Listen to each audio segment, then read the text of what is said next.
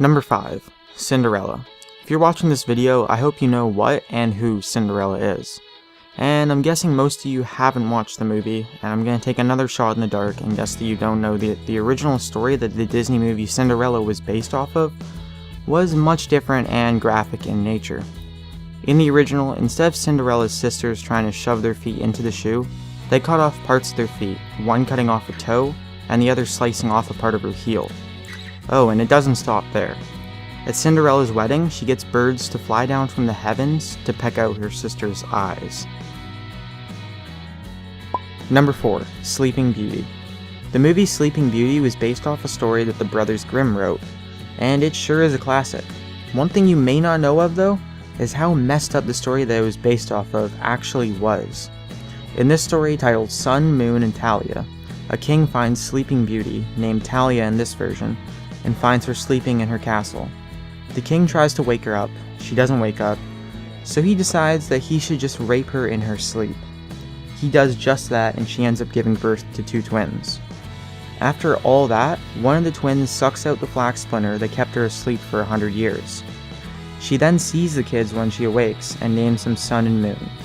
Later on in the story, the king's wife finds out about this whole fiasco and tries to feed the twins to the king and burns Sleeping Beauty in a fire. The king finds out about this, freaks out, and throws his wife and secretary into the fire instead. Jeez, no wonder they changed it for Disney so much. Number 3. Snow White. In the Disney film for Snow White and the Seven Dwarfs, Snow White gets tricked into eating an apple, falls into enchanted sleep, and then later gets woken up by Prince Charming and they proceed to live happily ever after. But in the original, this is not how it plays out at all. In the inspiration for the Disney movie, The Brothers Grimm Tale, the evil queen figures out that Snow White has surpassed her in beauty and decides to have her dealt with. So, she sends her huntsman to bring her into the forest and execute her, and to bring back her liver and lungs as proof of the killing. The huntsman feels empathetic for Snow White and brings back the liver and lungs of a boar instead. Later on, the evil queen then feasts on the pig guts, thinking that they're actually Snow White's. Also, later on in the tale, the evil queen figures out that Snow White has survived through all this with a conversation with her mirror, and starts trying to kill her in numerous ways, again. She tries to suffocate Snow White with a corset that's too tight, tries to make her use a poison comb, and, like the Disney movie original, she tries to give her a poison apple. Snow White survives through all of this to marry a prince from another kingdom.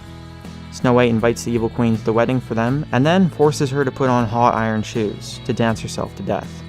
Quite the story, isn't it? Number 2. Hunchback of Notre Dame. The original version of Hunchback of Notre Dame is a little darker than what was used for the Disney film. In the original, Quasimodo gets caught trying to kidnap Esmeralda for Frollo to do whatever he wants, and by him owning a dungeon, I'm gonna assume it's not so great. Not too much farther into the tale, Esmeralda gets framed for attempted murder and gets sentenced to hanging. She gets hung, and Quasimodo gets angered by this, and then proceeds to throw Frollo off of Notre Dame Cathedral.